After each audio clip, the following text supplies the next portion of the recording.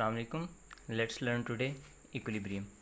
Equilibrium हमारे पास जो M cat का यूनिट नंबर 2 है, उसमें 2 चैप्टर्स होते हैं, एक दूसरा और एक तीसरा। ये दूसरे चैप्टर का आखिरी टॉपिक है। इसके बाद जो तीसरा चैप्टर है वो हमने पूरा पढ़ना है एम कैट के हिसाब से। एफएससी में तो पूरा करना होता है। खैर, हम पढ़ते हैं कि इक्विलिब्रियम क्या होता है। अच्छा, जब इक्विलिब्रियम का लफ्ज़ लिया जाता है तो हमारे जहन में सबसे पहले क्या आता है कि कोई चीज़ है वो स्टैटिक पड़ी हुई है, मूव नहीं कर रही, रेस्ट में पड़ी हुई है।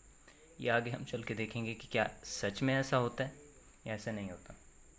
इक्विलिब्रियम क्या होता है? इक्विलिब्रियम होता है net sum of all forces on a body should be zero. उसे क्या होना चाहिए? ज़ीरो होना चाहिए। ये है इक्विलिब्रियम की कॉमन डेफिनेशन है। तो क्या हो गया? Sigma F is equal to zero. अच्छा, अब मुझे ये बताएं कि फोर्स का काम रोटेशनल मोशन में या एंगुलर मोशन में कौन करता है? टॉर्क करता है। ठीक है, ये हमने पढ़ा था जब टॉर्क का टॉपिक पढ़ रहे थे, तब मैंने बताया था। ये फ़र्ज़ कर लें कि लीनियर मोशन है। ठीक है, लीनियर मोशन में फोर्स काम कर रही है। फोर्स का काम एंगुलर मोशन में कौन करता है? टॉर्क करता है। ठीक है। अच्छा, अब यहाँ पर क्या बन जाएगा? अगर लीनियर मोशन में sigma F is equal to zero है तो एंगुलर मोशन में sigma tau is equal to should also be equal to zero. It is equilibrium. अच्छा, अब इसकी डिफरेंट कंडीशंस आ जाती हैं। अगर सिग्मा एफ ज़ीरो है तो ये भी होना चाहिए कि तमाम हॉरिजॉन्टल फोर्सेस का सम ज़ीरो होना चाहिए। एक बॉडी पे एक्ट करने वाली तमाम वर्टिकल फोर्सेस का सम भी ज़ीरो होना चाहिए। ठीक है। अच्छा, अब हम देखते हैं कि फ़ोर्स क्या है? ज़ीरो। जब फोर्स ज़ीरो कब होती? अच्छा, अगर फोर्स ज़ीरो है तो क्या ज़ीरो होगा? हमें पता है न्यूटन सेकंड लॉ क्या है? F is equal to M A. Mass कभी ज़ीरो हुआ? कभी नहीं हुआ। तो मतलब क्या? फोर्स ज़ीरो तो एक्सेलरेशन ज़ीरो। अब एक्सेलरेशन ज़ीरो है। अब एक्सेलरेशन ज़ीरो कब होता है? दो कंडीशंस आ जाती हैं। एक तब जब बॉडी रेस्ट में होती है, एक तब एक्सेलरेशन ज़ीरो होता है जब body uniform velocity, linear velocity तो ना कहूँ ना, अंडरस्टूड है, लीनियर वेलोसिटी। जब बॉडी यूनिफॉर्म लीनियर वेलोसिटी से मूव करती है तो क्या होती है? तब भी एक्सेलरेशन ज़ीरो होता है। ये दोनों फोर्स के ज़ीरो होने की कंडीशन को पूरा कर रहे हैं ना। इसका मतलब ये हुआ कि इक्विलिब्रियम में ज़रूरी नहीं होता कि बॉडी रेस्ट में हो। बॉडी मूव भी कर सकती है, लेकिन वो शर्त ये है कि यूनिफॉर्मली मूव करें। यूनिफॉर्म किससे? वेलोसिटी से मूव करें। ठीक है, इसको हम कहेंगे स्टैटिक इक्विलिब्रियम। इसको हम कहेंगे ट्रांसलेशनल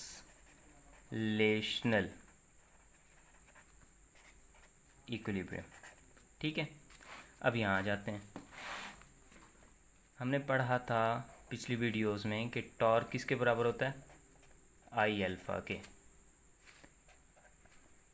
अब जब हमने एक शर्त लगाई है कि टॉर्क ज़ीरो है।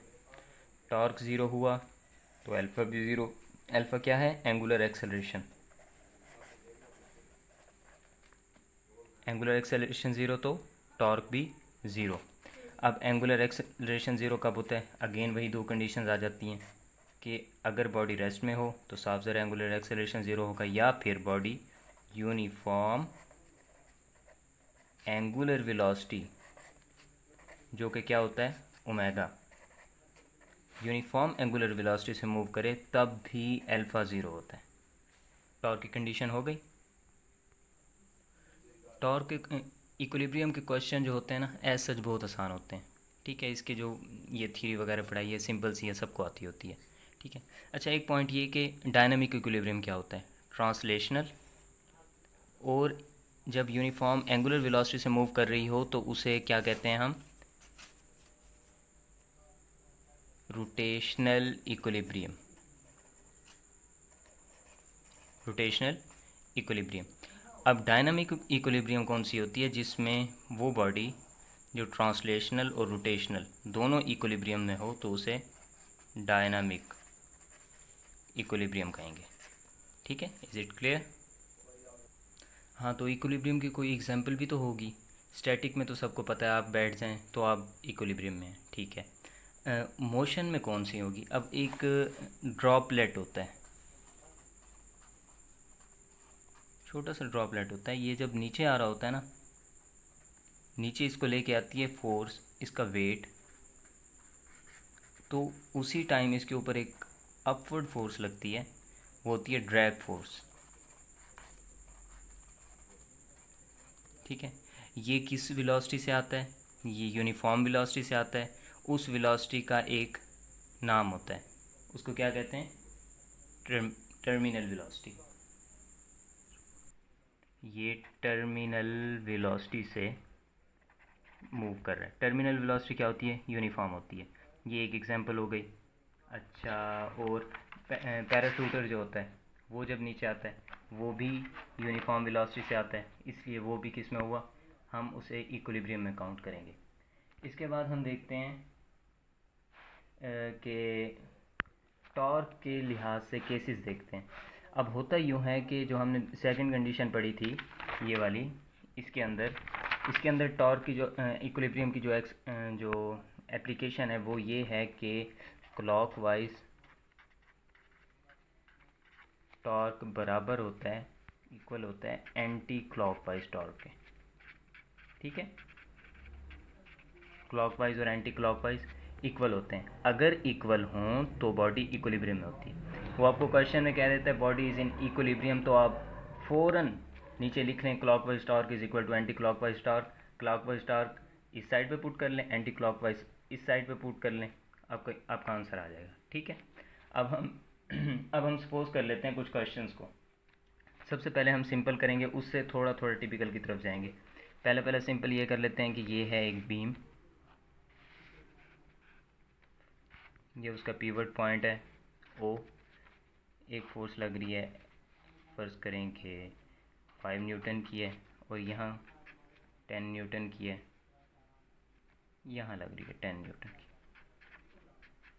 ठीक है, अच्छा, तो वो कहता है कि यहाँ से यहाँ तक का डिस्टेंस है 0.5 मीटर, यहाँ से यहाँ तक का क्या होगा? तो हम काउंट कर लेते हैं। ये वाला इस साइड पे मूव करा रहा है ना। अब अंडरस्टूड है clockwise is equal to anti clockwise. आप कोई भी लिख लें, इधर कोई भी इधर लिख लें, अब उसे ये तो नहीं पता आपने इस साइड पे क्लॉकवाइज लिया भाई, इस साइड पे एंटी क्लॉकवाइज, आंसर आपका सेम आना है। एंटी क्लॉकवाइज टॉर्क क्या होगा? इस तरफ ये एंटी क्लॉकवाइज होगा, वो कितना है? 5 force multiplied by angular moment arm. यहाँ से यहाँ तक पिवट पॉइंट से लेकर फोर्स तक का डिस्टेंस मैंने क्या बताया था? Moment arm. फोर्स क्या है हमारे पास? 5 newton multiplied by 0.5 is equal to, ये लेट कर लेते हैं कि ये एक्स है। ठीक है, जो मोमेंट आर्म हमने काउंट करना है, और ये फोर्स क्या है? 10 न्यूटन। तो 10 न्यूटन हमारे पास है पड़ा, मल्टीप्लाइड बाय एक्स, ये 10 यहाँ के डिवाइड हो जाएगा। अच्छा, तो ये क्या बन जाएगा? 0.25। Am I clear? 0.25 मीटर। तो इसका क्या मतलब है? ये 0.25 मीटर है। अच्छा, अब एक और सबसे पहले आज वो एक मेरी वीडियो के ऊपर नीचे कमेंट आया हुआ था कि आप वो पोजीशन वाले क्वेश्चन करा दें जो डायग्राम वाले टफ से होते हैं, वो इक्विलिब्रियम से रिलेटेड था, वो मैं अभी आपको करा देता हूँ। तो ये देखें, पेपर में ऐसे आ जाता है कि एक मीटर रॉड है, मीटर रॉड है तो जहन में आप ले आएँ कि मीटर रॉड है, इस पर 100 सेंटीमीटर होने चाहिए। ठीक है, अब 2014 में एक क्वेश्चन आया था MCAT में, MD CAT में, मैं वो लिख रहा हूँ। ठीक है, यहाँ पर उसने एक फोर्स लगा दी थी 75 न्यूटन। ठीक है, और उसने ऐसे किया था, कहा था कि एक यूनिफॉर्म बीम है, और अच्छा ये वैसे थोड़ी वैल्यू बड़ी हो जाती है, हम इसको 5 न्यूटन कर लेते हैं। ठीक है, अब मीटर रॉड है तो आप सबसे पहले तो मार्क कर लें उसे ज़ीरो। पिवट पॉइंट अगर बिल्कुल दरमियान में है तो उसे 50 कर दें, और यहाँ पर क्या आ जाएगा 100, क्या सेंटीमीटर, सेंटीमीटर, सेंटीमीटर। ठीक है, यहाँ पर वो एक फोर्स लगा रहा है 10 न्यूटन की।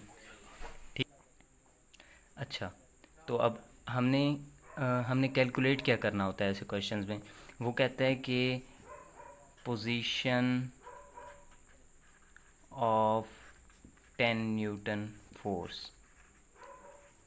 कैलकुलेट करें। ठीक है, अब हम भाग के लगा देते हैं, clockwise is equal to anti clockwise. लगाना हमने भी वही है, हमने क्या कैलकुलेट करना है, ये मैंने आपको बताया था मोमेंट आर्म क्या होता है, पिवट पॉइंट से लेकर फोर्स तक का डिस्टेंस। ये पिवट पॉइंट, ये फोर्स, ये पिवट पॉइंट, ये फोर्स। यहाँ पर उसने हमें क्या दिया है कि ये जो मीटर रॉड है। ठीक है, अब आपको पता है कि मीटर रॉड जो है 1 मीटर का होता है, यहाँ से यहाँ तक 50 सेंटीमीटर हो गए। ये हमने कैलकुलेट करना है। 50 सेंटीमीटर को हम 0.5 मीटर भी तो लिख सकते हैं, क्योंकि हमने कैलकुलेशन इनमें करनी होती हैं। अच्छा, तो अब हम देखते हैं यहाँ पर 0.5 multiplied by 5 is equal to 10 multiplied by x। ठीक है, 10 इधर आ जाता है, ये बन जाएगा 0.5 multiplied by 5 which is equal to x। x is equal to 0.25 metre, also equal to 25 centimetre. अच्छा, उस टाइम ये हुआ था कि आंसर आए थे 25 सेंटीमीटर, 75 सेंटीमीटर, 90 सेंटीमीटर, और एक आया था तकरीबन 40 सेंटीमीटर। भाई आंसर क्या आना है? उन्होंने हमें ये नहीं कहा था कि हमें 10 न्यूटन फोर्स का मोमेंट आर्म बताओ, उन्होंने हमें कहा था 10 न्यूटन फोर्स की पोजीशन बताओ। पोजीशन हमने मीटर रॉड पे देखनी है।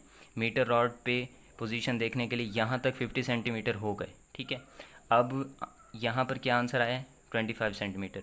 55 में 25 ऐड करें उसका मोमेंट आर्म यहाँ पर, तो क्या बन जाएगा 75 सेंटीमीटर।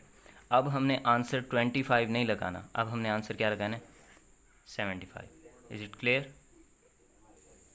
अगली कंडीशन लेते हैं, ये मैं आपको प्रैक्टिस करा रहा हूँ, टॉपिक कंप्लीट हो चुका है। अगली कंडीशन ये ले लेते हैं कि उसने फोर्स एंगल पे लगा दी है। एक फोर्स एंगल पे लगा दी है, एक उसने वर्टिकल लगा दी है डाउनवर्ड, जैसे कि हर क्वेश्चन में होता है। ये पिवट पॉइंट है, एंगल उसने हमें शो किया 30 डिग्री का। अब हम इसको ऐसे सपोज कर लेते हैं। ठीक है, ऐसे सपोज कर लिए। अब यहाँ पर जो एंगल है इस हॉरिजेंटल लाइन के इस तरफ भी सेम एंगल होगा। ठीक है, ये फोर्स थी हमारे पास। अब हम फोर्स को कंपोनेंट्स में डिवाइड करते हैं, ये 1, ये 2। मैंने आपको बताया था कि थीटा के सामने वाला, ये थीटा है, नज़र नहीं आ रहा लेकिन ये थीटा है। ठीक है, थीटा के सामने वाला कौन सा होता है वर्टिकल कंपोनेंट, जिसको हम डिवाइड कर रहे हैं, जिसके कंपोनेंट्स बना रहे हैं, उसका वर्टिकल कंपोनेंट। ये नहीं कह रहा मैं कि मोमेंट आर्म के वर्टिकल चीज़ है, नहीं, मैं कह रहा हूँ जिसको हमने कंपोनेंट्स में डिवाइड किया उसका वर्टिकल कंपोनेंट। हमने फोर्स को कंपोनेंट्स में डिवाइड किया था, लेट सपोज 100 न्यूटन है। ठीक है, हमने फोर्स को कंपोनेंट्स में डिवाइड किया, ये सामने वाला क्या हो गया F साइन ऑफ थीटा, ये वाला क्या हो गया F cos of theta. Theta 30 degree है। ठीक है, साइन 30 कितना होता है 1/2, वो बाद में करते हैं। अच्छा, और मीटर रॉड कितना है, ये मीटर रॉड नहीं है सॉरी, इसने उसने डिस्टेंस दे दिए यहाँ 4 मीटर, यहाँ भी 4 मीटर दे दिए, और यहाँ फोर्स कोई भी लगा लें आप, 10 लगा लेते हैं, 10 न्यूटन। ठीक है, अब ये देखते हैं कि यहाँ पर मोमेंट आर्म ये है, इसके परपेंडिकुलर कौन सा आएगा, F कॉज ऑफ थीटा या F sine of theta, F sine of theta. तो हम लगा देंगे F sine of theta multiplied by 4 is equal to 4 multiplied by 10 newton. ठीक है, तो यहाँ पर साइन ऑफ थीटा हमारे पास, सॉरी हमने ये कैलकुलेट करना था, हमने फोर्स कैलकुलेट करनी थी, इसमें जो क्वेश्चन आया था उसमें हमने फोर्स कैलकुलेट करनी थी, सॉरी। अच्छा, तो अब हमने क्या करना है, 4 इधर आके डिवाइड हो जाएगा। ठीक है, ये 4 से 4 cancel, F sine of theta हम क्वेश्चन कर लेंगे, कैलकुलेशन आपने कर लेनी है। असल चीज़ क्या थी, आपको तरीका समझाना कि किस तरीक़ा से हुआ है। ठीक है, अब अगली कंडीशन देखते हैं, बहुत इंपॉर्टेंट कंडीशन है, और थोड़ी सी टिपिकल भी है। वो कहते हैं कि एक यूनिफॉर्म मीटर रॉड है। अच्छा, जहाँ पे भी आपने यूनिफॉर्म मीटर रॉड का लफ्ज़ सुनना है ना, यूनिफॉर्म मीटर रॉड, तो आपने अपने जहन में क्या ले आना है कि जो मीटर रॉड है उसका जो वेट है वो उसके बिल्कुल मिडल में है, वेट बिल्कुल एग्जैक्ट मिडल में है। ठीक है। अच्छा, तो उसने ऐसा किया था, एक क्वेश्चन में ऐसे कर दिया था और फोर्स लगा दी थी 75 न्यूटन की यहाँ और उसने बता दिया था कि जो टोटल इसकी लेंथ है ना, टोटल लेंथ उसने हमें बता दी थी 4,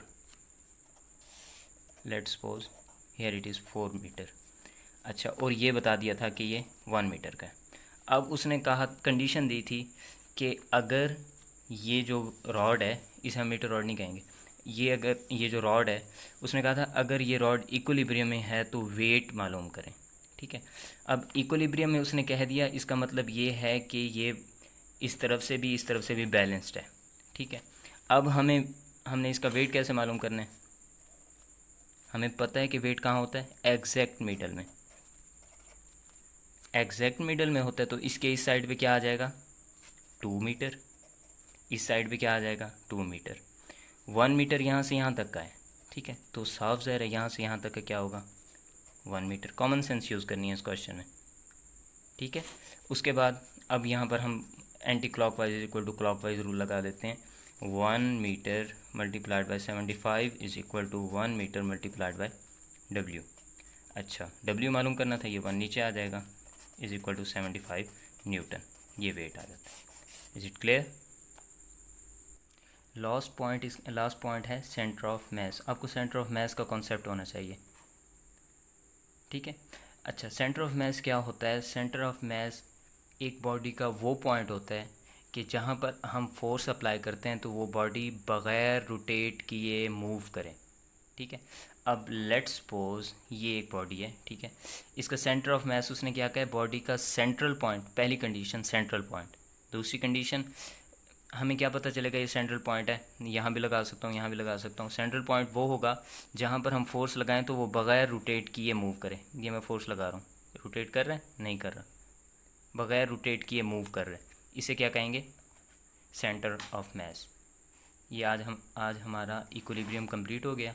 इंशाल्लाह कल हम स्टार्ट करेंगे चैप्टर नंबर 3 की बेसिक्स से, जो कि बहुत इंपॉर्टेंट है और बहुत टिपिकल क्वेश्चन बनते हैं उनसे। Thanks for watching.